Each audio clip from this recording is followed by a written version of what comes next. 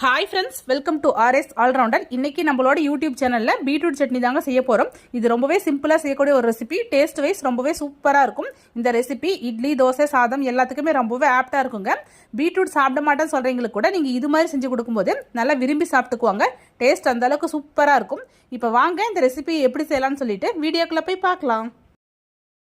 இந்த ரெசிபி பண்ணுறதுக்கு நான் இன்னைக்கு ஒரு மீடியம் சைஸ் பீட்ரூட் எடுத்து மேல் தோல் சீவிட்டு நல்லா வாஷ் பண்ணிட்டு துருவி எடுத்து வச்சிருக்கிறேன். நீங்கள் இது மாதிரி துருவியும் எடுத்துக்கலாம், இல்லைன்னா தின் ஸ்லைஸாக கட் பண்ணி எடுத்துக்கலாம். இது கூடவே 2 மீடியம் சைஸ் தக்காளியை கட் பண்ணி வச்சிருக்கிறேன். ஒரு சின்ன நெல்லிக்காய் சைஸ் புளி எடுத்திருக்கேன். ஒரு கைப்பிடி அளவு சின்ன வெங்காயம் எடுத்து கட் பண்ணி வச்சிருக்கிறேன். இந்த ரெசிபிக்கு நம்ம பெரிய வெங்காயத்தை விட சின்ன வெங்காயம் ஆட் பண்ணும்போது டேஸ்ட் ரொம்பவே சூப்பராக இருக்கும். 4 வரமிளகாய் எடுத்திருக்கேன். மிளகாய் உங்களோட காரத்துக்கு ஏற்ப எடுத்துக்கோங்க. கொஞ்சமாக கருவேப்பிலை, கொத்தமல்லி. இது கூடவே ஒரு சின்ன துண்டு இஞ்சி, 6-7 பல்லு பூண்டு எடுத்திருக்கேன். இது கூடவே 1 டீஸ்பூன் கடலைப்பருப்பு, 1/2 டீஸ்பூன் உளுத்தம்பருப்பு, 1/2 டீஸ்பூன் ஜீரகம், 1/2 டீஸ்பூன் சோம்பு எடுத்திருக்கேன். இப்போ வாங்க எப்படி செய்யலாம்னு சொல்லி பார்க்கலாம். ஒரு பேனில் 2 டீஸ்பூன் ஆயில் ஆட் பண்ணியிருக்கேன். இப்போ இது கூடவே நம்ம எடுத்து வச்சுருக்கிற கடலைப்பருப்பு, உளுத்தம்பருப்பு, ஜீரகம், சோம்பெல்லாம் ஆட் பண்ணிக்கலாம். அடுப்பு லோ ஃப்ளேமில் வச்சுக்கிட்டு ஒரு 1 நிமிஷம் ஃபஸ்ட்டு இதை நம்ம நல்லா வதக்கிக்கலாம். இப்போ இது கூடவே எடுத்து வச்சுருக்கிற வெங்காயத்தை ஆட் பண்ணிக்கலாம். தக்காளி ஆட் பண்ணிடலாம். வெங்காயம் தக்காளி வதங்கிறதுக்காக கொஞ்சமாக உப்பு ஆட் பண்ணிக்கலாம். இது கூடவே எடுத்து வச்சிருக்கிற இஞ்சி பூண்டு ஆட் பண்ணிக்கலாம். நம்ம எடுத்துக்கிட்டு மிளகாய் ஆட் பண்ணிக்கலாம். இப்போ அடுப்பு மீடியம் ஃப்ளேமில் வச்சுக்கிட்டு இது எல்லாத்தையும் நம்ம நல்லா வதக்கி எடுத்துக்கலாம். பாருங்க, வெங்காயம் தக்காளி இந்த அளவுக்கு நல்லா வதங்கிடுச்சு. இப்போ நம்ம துருவி வச்சிருக்கிற பீட்ரூட் இது கூட ஆட் பண்ணிக்கலாம்.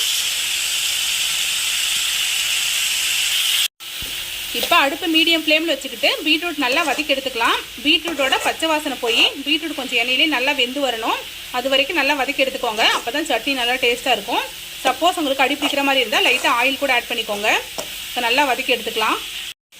பாருங்கள், பீட்ரூட் இந்த அளவுக்கு நல்லா வதங்கி வந்துருச்சு. ஆயில் கொஞ்சம் எக்ஸ்ட்ரா ஊற்றி நல்லா பச்சை வாசனை போகிற வரைக்கும் வதக்கி எடுத்துக்கோங்க. அப்போ தான் சட்னி நல்லா டேஸ்ட்டு சூப்பராக இருக்கும். இப்போ இது கூடவே எடுத்து வச்சுருக்கிற கருவேப்பிலை, கொத்தமல்லி, புளியெல்லாம் ஆட் பண்ணிடலாம். இப்போ ஒரு 2 நிமிஷம் நல்லா வதங்கட்டும். அதுக்கப்புறம் நம்ம ஸ்டவ் ஆஃப் பண்ணிடலாம். பாருங்கள், ஒரு 2 நிமிஷம் நல்லா வதங்கிடுச்சு. இப்போ ஸ்டவ் ஆஃப் பண்ணிடலாம். இது கூடவே ஒரு சின்ன துண்டு தேங்காய் ஆட் பண்ணுற மாதிரி ஆட் பண்ணிக்கோங்க. நான் இன்றைக்கி தேங்காய் ஆட் பண்ணிக்கல. இப்போ நம்ம ஸ்டவ் ஆஃப் பண்ணிவிட்டு நல்லா ஆற வச்சு எடுத்துக்கலாம்.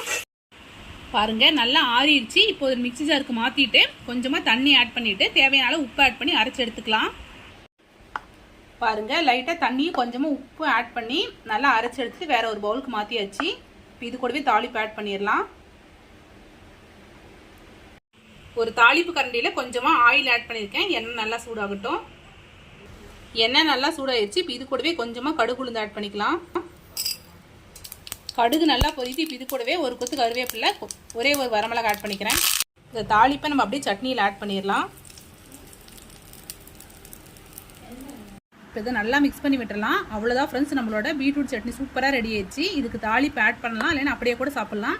டேஸ்ட் ரொம்பவே சூப்பராக இருக்கும். ஸோ நீங்களும் இதை வீட்டில் கண்டிப்பாக ட்ரை பண்ணி பாருங்கள். ட்ரை பண்ணி பார்த்துட்டு எப்படி இருக்குன்னு சொல்லிட்டு மறக்காமல் கமெண்ட்டில் சொல்லுங்கள்.